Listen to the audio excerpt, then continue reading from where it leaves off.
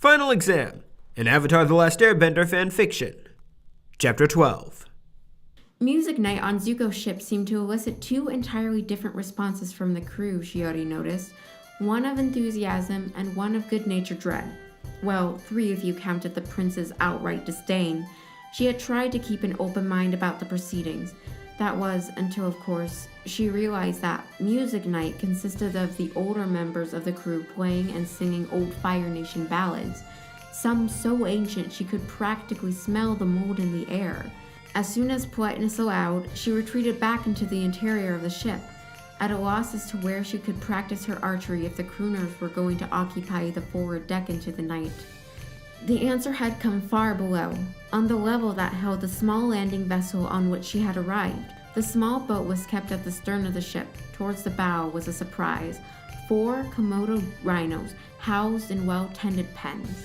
More importantly, from her perspective, the area was large and laden with bales of both hay and straw, perfect for short-range practice. She wasted no time in setting up a target. 15 minutes later found her drilling an exercise she had never imagined willingly participating in: the inward spiral.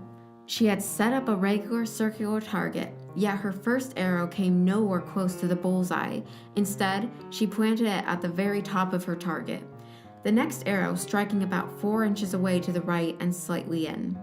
This was a meditative exercise, one that supposedly aided an archer's focus and judgment. The arrows would go around the perimeter of the target, gradually coiling inward so that the final arrow of her quiver ended up in the bullseye.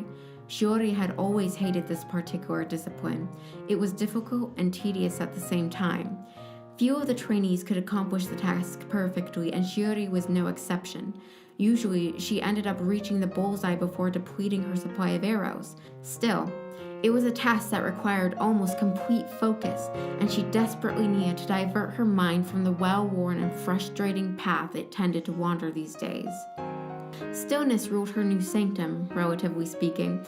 The omnipresent hum of the engines was easy to tune out, as was the stirring of the penned rhinos. Although not the sweetest smelling of creatures, the Komodo rhinos and their various accessories and provisions at least provided the young archer's nose some relief from the odor of burning coal. Concentrating on the careful placement of each arrow, her breathing slow and steady, Shiori soon found herself in the quiet place, a state of mind which allowed her to exist solely in the moment. She knew without question that each arrow would strike exactly where she aimed. Her mind, unfettered from the worries that had plagued her from the revelation of Zuko's status, reveled in the peace. Lost in the task at hand, she was completely unaware that someone had joined her until he cleared his throat loudly. Shiori was enough of a Yuyan to prevent her sudden surprise from altering her aim too much. Still, she scowled as the arrow ended up a half-inch away from where she had intended. Resisting the urge to glare at the intruder, the girl instead reached for another arrow. Her focus was ruined, but that didn't mean she had to acknowledge her guest. Unfortunately, Prince Zuko was not one to be ignored. We need to talk. Lips thinned in annoyance, Shiori completed her shot before sparing the prince a glance. Sarcasm colored her thoughts. Of course we do. It's not like I'm trying to accomplish something here. Go ahead and talk. Some of her irritation must have shown on her face, for the prince, who had been looking uncharacteristically uncertain, narrowed his golden eyes at her. Shiori matched his gaze for a minute or two before dropping her own. She did this not out of deference to his rank, although that would have been appropriate, but because his scar now seemed to scream at her every time she looked at it. It doesn't matter if he's been banished. Zuko is my commander. So long as he doesn't ask me to assassinate the Fire Lord, I will follow his orders to the letter. Keeping her eyes down only long enough for her face to regain a modicum of neutrality, she lifted them to find Zuko silently studying her. Curiosity finally outweighing her annoyance, Shiori lifted a questioning brow at him. Look, I know you're a good archer, and you obviously can handle yourself in a fight. Here Zuko trailed off, his good eyebrow furrowed down as he made an apparent effort to be tactful. But the Avatar isn't in the same league as those pirates. I need to know if you can face a bender in combat. And I think you should practice against one before we reach Misty Island. Oh, here we go again with that attitude of bender superiority. It took an effort not to roll her eyes at him. and then the second part of his sentence sunk in. Wait a minute. You don't actually want me to shoot arrows at your crew, do you? The 16-year-old was looking at her in earnest, and Shiori felt her lips twitching with mirthful disbelief. Well, what do you think? For a brief moment, Shiori allowed her imagination to run wild with images of Prince Zuko desperately dodging an onslaught of white-fletched missiles. Then she turned serious. It's a bad idea. Someone might get hurt. And besides, I've already hunted a bender before. The boy's good eye widened at the revelation before narrowing suspiciously at her. When? How? Shiori shrugged. It's the 4th year final exam. Each Yuyan trainee is given 2 weeks to hunt down and subdue with minimal damage a prisoner freed in the hinterlands of Symmetra. Earthbenders usually. That's what I had. Although I've heard that some students find it cathartic to hunt firebenders instead. Shiori averted her eyes as she said the last. She wasn't about to tell Zuko that her brother was one of those assigned a firebender to help assuage his feelings of resentment. The teen shook his head. Wait a minute. Back up. You're saying that Earth Kingdom prisoners, and sometimes Fire Nation ones, all benders, are released on your island in order to test your ability to hunt them down? That can't be right. Why not? Like you said, it's not enough for us to be able to hit stationary targets. Out in the real world, we'll almost always be up against benders. Lots of our training, especially in the 4th and 5th years, is dedicated to how to penetrate a bender's defenses. Shiori swallowed hard, not used to speaking so much at one time. Her golden-eyed commander stared down at his hands, a dissatisfied expression on his face. Bemused at his reaction, the young archer took a cautious swig of her water canteen, uncertain if she could resume her target practice. She stood there awkwardly, shifting her weight from foot to foot. When Zuko remained silent, she resumed her stance and began reaching for an arrow. Wait, I thought you skipped a year. I did. The 3rd year exam was a pure test of archery. We ran a course and shot targets as we went. We were scored on things like time and accuracy. The girl tried without much success to keep the pride out of her voice as she continued. Her explanation of the exam was simplistic at best, and she knew Prince Zuko was unlikely to grasp the magnitude of her accomplishment. Only a Yuyan would have understood. I scored the highest, not only for my year, but beating the past 5 years of top scorers. Then Master Zoran asked if I wanted to give the 4th year exam a try. The young archer could remember how shocked and excited she had been to be asked. Unlike her current challenge, there had been no threat of consequences if she had failed, and pulling it off meant being a year closer to reuniting with her brother. Of course. I said yes. And you passed? You hunted down an earthbender and subdued him all by yourself? Shiori frowned at the prince. She reached into her quiver, knocked and shot an arrow. It made a satisfying thunk as it struck her makeshift target. Obviously. Shiori didn't like Zuko's line of questioning. She didn't like thinking about her 4th year trial, one that, despite her archery skills, she had been ill-prepared to face. Even now, she could still picture the Earth Kingdom man's pale, gaunt face framed by shaking hands that slowly rose above his head. His eyes haunted her the most, emerald spheres that had leaked moisture when he finally surrendered. They were dead eyes, as if one of her arrows had accidentally struck his heart.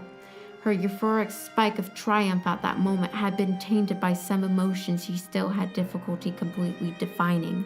No, she didn't like remembering it at all, but like a Komodo chicken with a bone, Zuko obviously wasn't going to let the subject drop. Did you kill him? Shiori released a sigh through clenched teeth, her discomfort with the subject rapidly turning into irritation.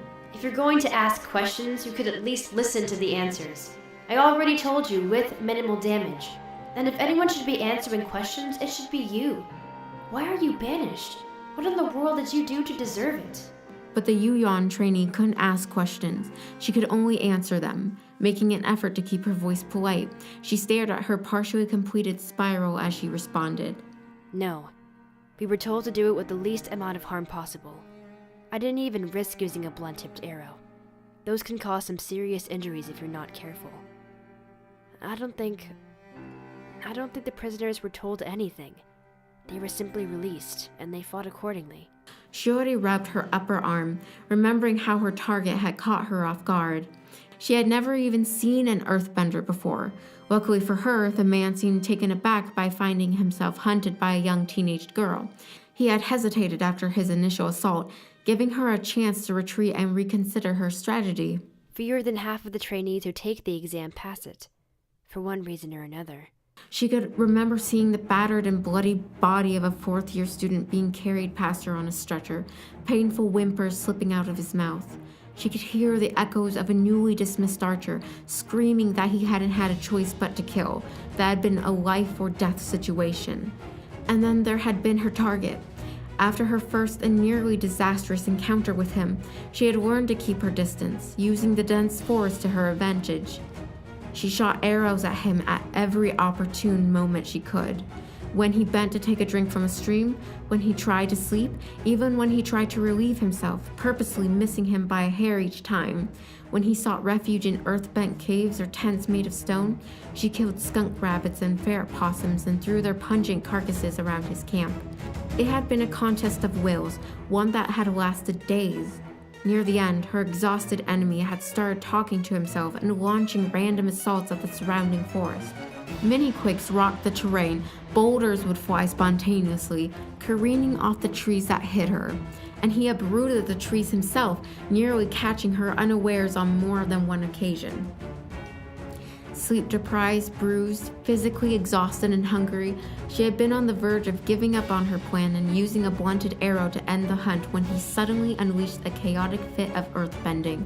The ground around him had literally exploded, sending trees and earth flying through the air, followed closely by a lung-choking cloud of airborne dirt. Terrified, Shiori had weathered the storm, crouched behind an ancient tree, arms covering her head, her face tucked into her sweat-drenched shirt and her eyes squeezed tightly shut, the whole time hoping with all her heart that she was out of range of anything large enough to be deadly. The silence in the forest after the attack was deafening. No sounds of birds, no scurrying of small woodland creatures, even the insects were still. Dust hung heavily in the air. Cautiously peeking out from around her tree, Shiori could see the Earth Kingdom man standing in the center of a large, newly formed crater. The steady rise and fall of his shoulders, the only movement his body made. His back was to her. She had been far enough away that the thrown trees had missed her, although several boulders had crashed through her section of small standing woods. Her heart hammered so hard in her chest that she was surprised he couldn't hear it in the stillness. She was terrified and angry at the same time. Part of her wanted to puke. Instead, she had forced her trembling hands to grasp an arrow. Defiantly, she sent out a shot, this one just nicking the inside of his thigh. The man had screamed a terrible, unearthly sound, and then he had surrendered.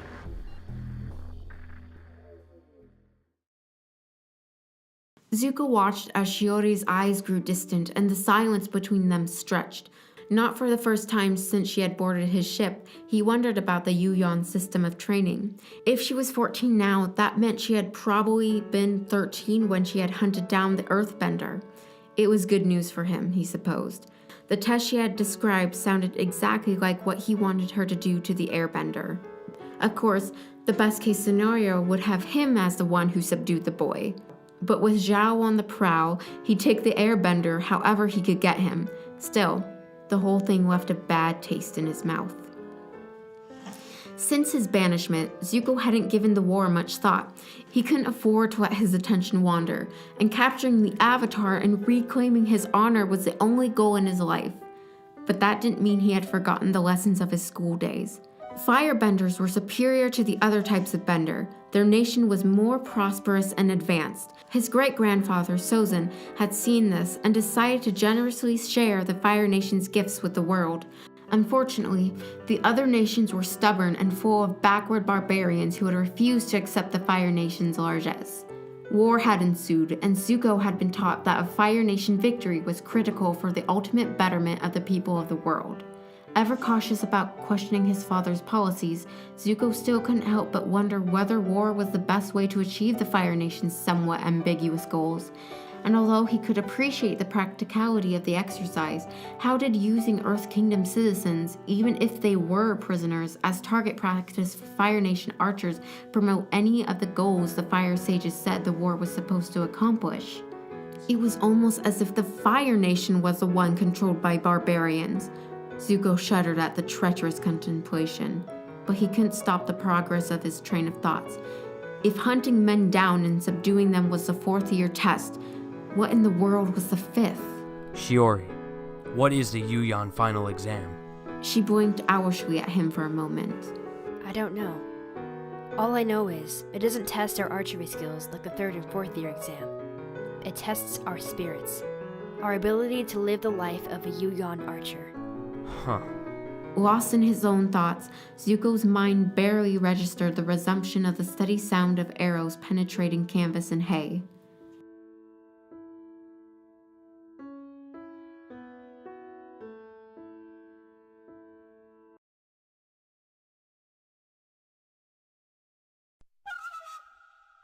Final Exam was written by Magnusrae. Avatar The Last Airbender is owned by Nickelodeon, Michael Dante DiMartino, and Brian Konietzko.